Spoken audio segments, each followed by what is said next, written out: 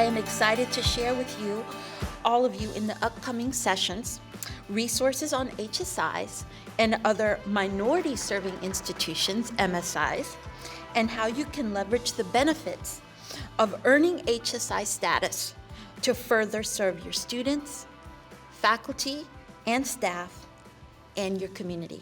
I remember when we started talking about HSI, I attended Dr. Gina Garcia's workshop. Before then, I really didn't understand the whole HSI thing. I had no idea what was going on.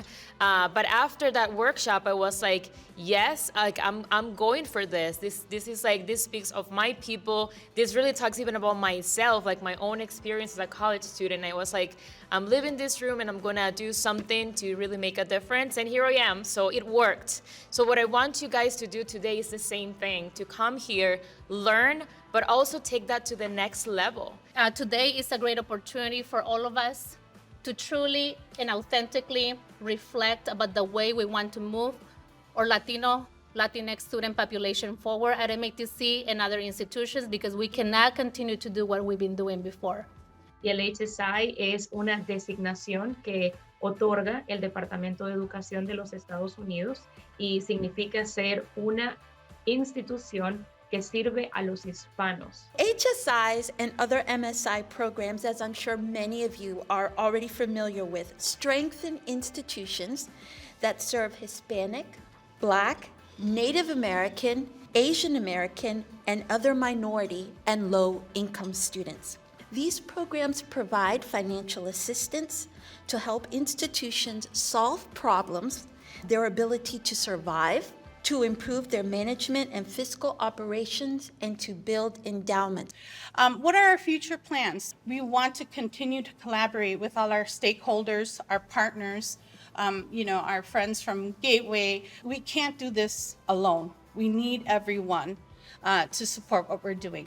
When we talk about HSI, it's not just about specific institutions, it's about a collective movement to get our Hispanic community forward, to move us forward as a community, to move Hispanic student success forward as a collective in Milwaukee area, in Wisconsin, and within the nation. So the Hispanic Serving Institutions Division is part of the Office of Post-Secondary Education in the U.S. Department of Education, and we provide discretionary grant programs.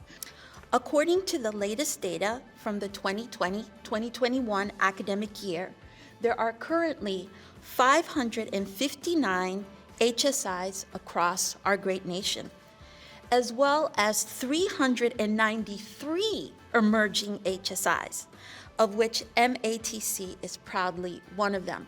Nosotros comenzamos en octubre del 2019, fue cuando se anunció MATC se va a postular para trabajar en pro de convertirse en una institución HSI. Y para eso hicimos un gran evento, invitamos a la comunidad, a todas las personas que están conectadas con MATC, y fue algo que transformó a MATC internamente. Se comenzaron a ofrecer más posiciones bilingües. There are some new bilingual programs that are either in the works, almost wrapping up.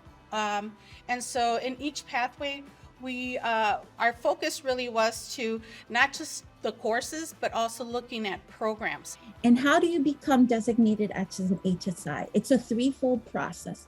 The most important one is to have a 25% undergraduate full-time equivalent enrollment of Hispanic students. So that is the baseline. And we still have ways to go when it comes to justice, when it comes to equity, when it comes to diversity and inclusion for our Latinx community. The other two parts of that designation are having a high percentage of needy students and having low education general expenditures at the institutional level.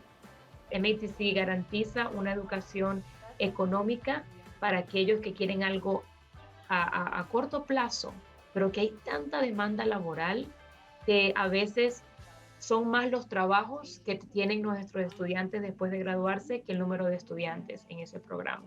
Y MATC tiene 170 programas diferentes y la demanda laboral es increíble.